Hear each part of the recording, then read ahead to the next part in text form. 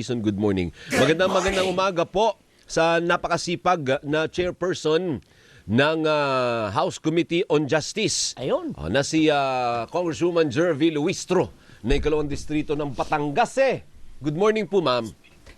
Good morning, Alvin. Good morning, Doris. Ay, Good morning, naninibago naman ako. Bakit? Siguro dahil ang mahal na ng presyo ng petrolyo. Ay, oo. Kaya si ma'am wala na sa sasakyan. Sabi kanina ni ma'am, dun sa driver niya, aalis na tayo.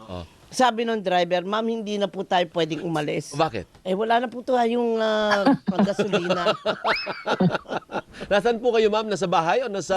Nasa bahay po. Akala ko bahay. nasa House of Representatives na po Oo kayo. nga. Ngayon, apparently... Naka-recess po tayo ngayon. Ay, di pa rin. Nag-hearing naman kayo. Ay, Naka-recess. kahapon may hearing kayo, di ba? Yeah, so we were there only for the hearing. Ayon. Apparently, mukhang nagamit po ang salita ninyo na mini, ano sabi Mini niyo? trial. Mini trial. Ako Oo. ginamit ng depensa, congresswoman. So, to explain that mini trial, no? My intention is for the people of the Philippines to understand the distinction between the process before the Justice Committee and the trial that will happen in the Senate, no? But definitely, if you will judge it from the proceeding ng Justice Committee, one, the parameter is probable cause. Mhm. Two, it is a clarificatory hearing. And three, the interpellators are the members of the Justice Committee. All of this are akin to a preliminary investigation. Alam mo, pag ina-explain ko to, Doris and Alvin, during interviews like this, Mm-mm. sabay kong binabanggit yung preliminary investigation, mini trial, because of my sincere effort to make it understood by the ordinary Filipino people, no? Pero ang sabi nga, we do not judge it by the label. We do not judge it by the nomenclature. We do not judge it by the name. You judge it by the actions of the Justice Committee in this hearing proper. And this is not a trial, no? This is a clarificatory hearing. Yes, I use the term mini trial only because of my intention for the people of the Philippines to understand what will happen in the justice. Parang ang gusto kong sabihin, Alvin, kung ano po yung nakikita nyo sa TV na trial dun sa Senate, maliit lang po ito na proceeding. That's why I came up with the term mini trial. But indeed, this is not a trial. This is a clarificatory hearing akin or similar to a preliminary investigation. Our intention is to determine probable cause because that probable cause will be our justification to transmit the impeachment complaint to the plenary and then from the plenary, if approved, to the Senate. Remember, the very big distinction between the proceeding before the Justice Committee and the Senate is the parameter. Dito sa amin, probable cause lang yan. Ang purpose, mai-transmit sa Senate. Pero pagdating sa Senate, what they determine is the guilt or innocence of the impeachable official. And they will be imposing the corresponding penalty. So there's really a very big difference. Okay, doon sa clarificatory hearing, talaga naman po bang, Congresswoman, ito ay bahagi ng proseso?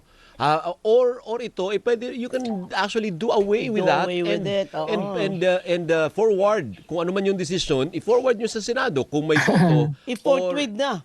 Hindi, kung may boto. Kung may Ay, boto. Alam nyo, admittedly, with what happened to the first impeachment complaint, we have all the reasons to be very, very cautious and strict in our compliance with the rules, no?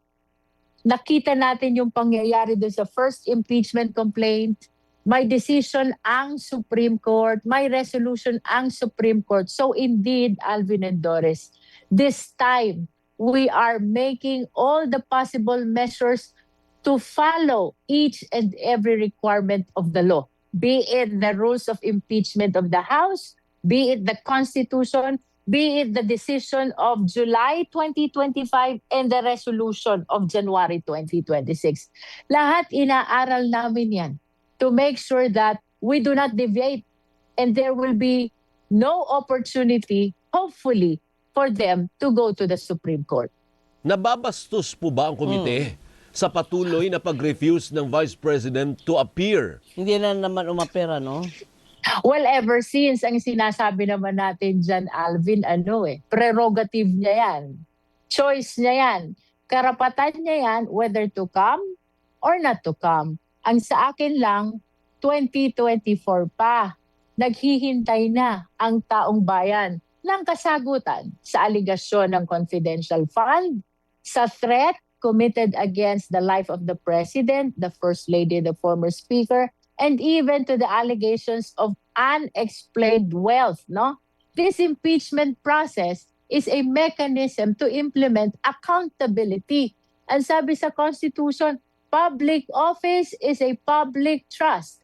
We are accountable to all the people at all times. Pero hanggang dun lang kayo, Kong. Tanggap naman ninyo na hanggang dun lang kayo. You cannot compel her to appear before your committee. We acknowledge that. Na ito ay choice niya.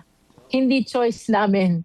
Choice niya not to attend. No? But of course, we are not losing our hope. I expressed kahapon sa hearing na the Vice President, including her counsels, are welcome anytime to participate at any stage of the hearing proper. Okay. Ano po ang implikasyon noon kung sa paulit-ulit na iniimbita siya ay hindi naman siya uma-appear at nagpapaliwanag?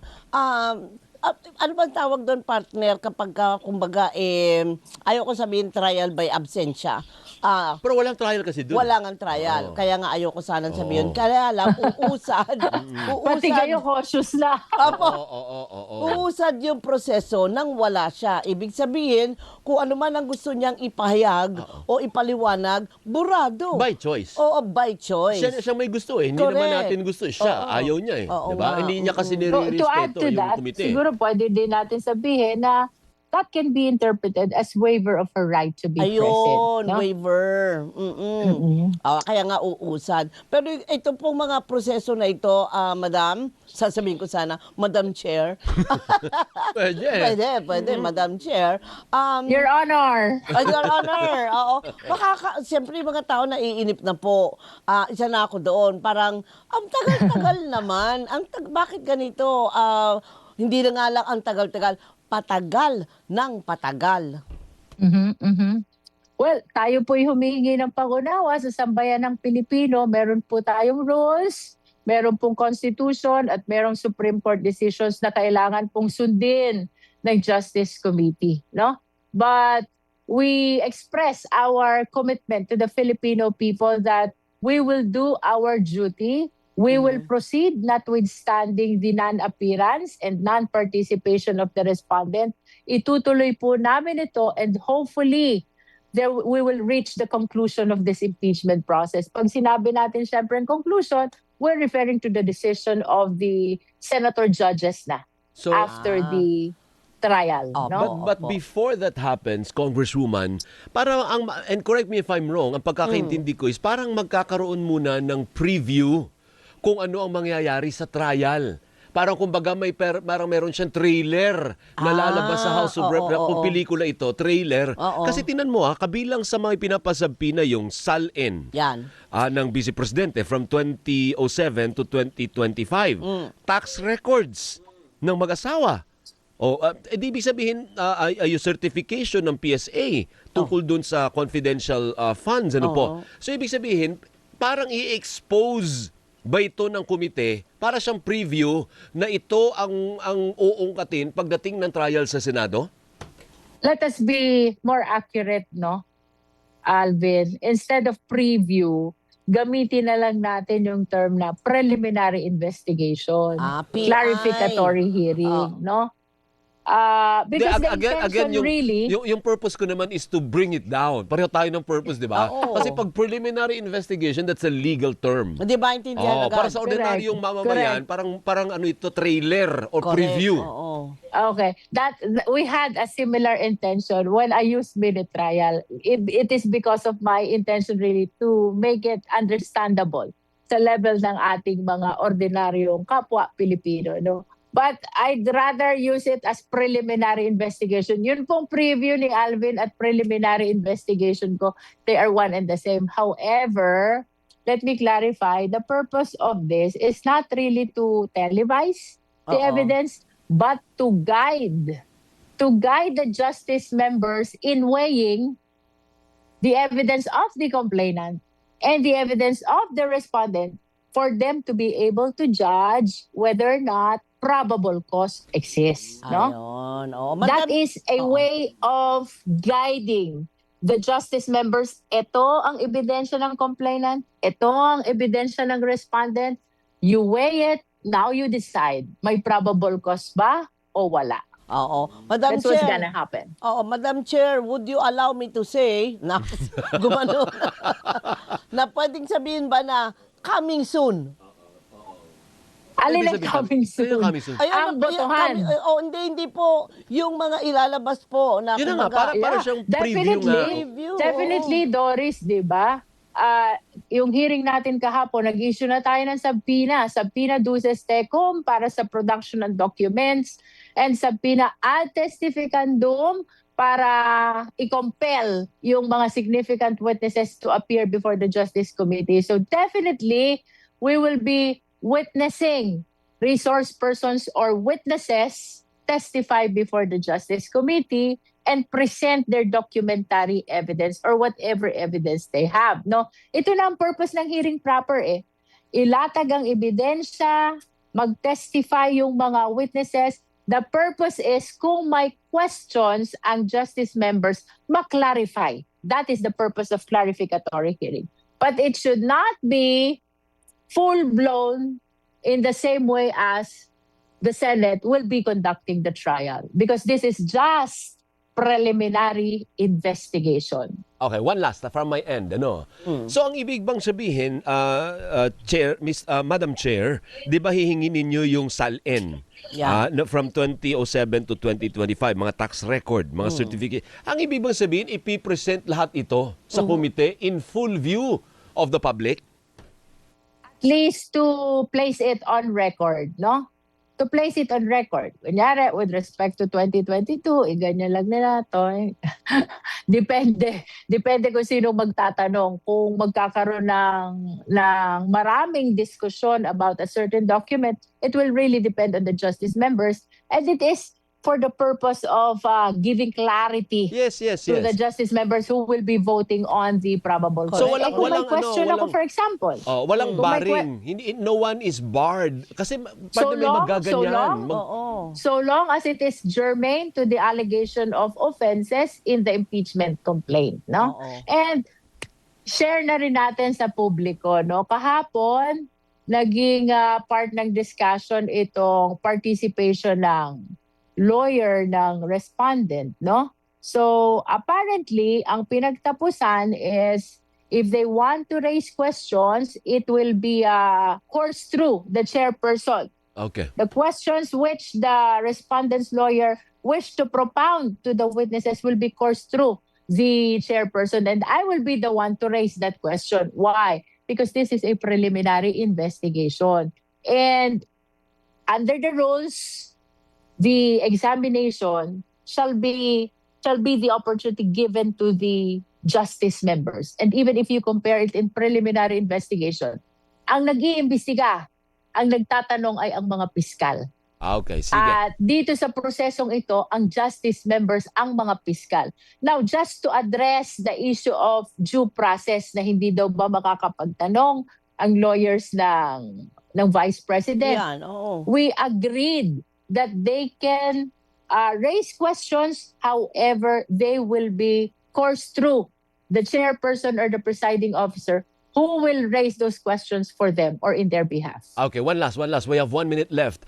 Kung maraming mga kritisismo na bakit ito yung inaatupag natin. Oo. May crisis nga tayo sa enerhiya, ba't puro tayo impeachment? How do you answer that? Well, in all fairness, bago pa po itong hearing na ito, nag-deliberate na po tayo, number 1, sa emergency power ng presidente. That is for the purpose of suspending the implementation and the collection of excise tax. At ito po'y pinirmahan ng presidente kahapon, tama ba? At ito po'y nangangahulugan na ang House of Representatives po ay tumutugon ng sabay sa pangangailangan ng ating mga kababayan and at the same time sa issue of accountability na concern din naman po ito ng sambayan ng Pilipino. So, ibig mo sabihin, pwede namang sabay. Hindi pwedeng Correct. tabi muna natin ito. Focus Correct. tayo sa energy problem natin. Ang dami po naming House members, ang dami din po naming standing committees, regular committees and special committees, and I am positive, I am confident that the House of Representatives are addressing all the national issues, no? Without leaving some behind just because of this impeachment. No, that's not correct, no? Sabay-sabay po namin yang ina-address. We call that parallel action. Like for example, nakatutok ang Justice Committee dito sa impeachment, habang yung ibang committees naman ay tinitingnan yung mga measures kung paano pa gagaan ang buhay ng mga Pilipino considering the oil crisis that we're experiencing right now. And let us understand, ito pong oil crisis na ito is international problem. Hindi po ito kasalanan ng ating pamahalaan. Ito po'y dulot ng gera na nangyayari sa Middle East. Okay. Thank you, ma'am. Maraming salamat po. Mabuhay Thank ka, you, ma'am. Madam Chair. Thank you, Your Honors. Good morning po, most especially to the people of Batangas 2nd District. Nax. Thank you. Thank you. Maraming salamat si Congresswoman Jervie Luistro na 2nd distrito ng Batangas na sabi ko po ay pumayat. Kinunta kagad ako ni Camille.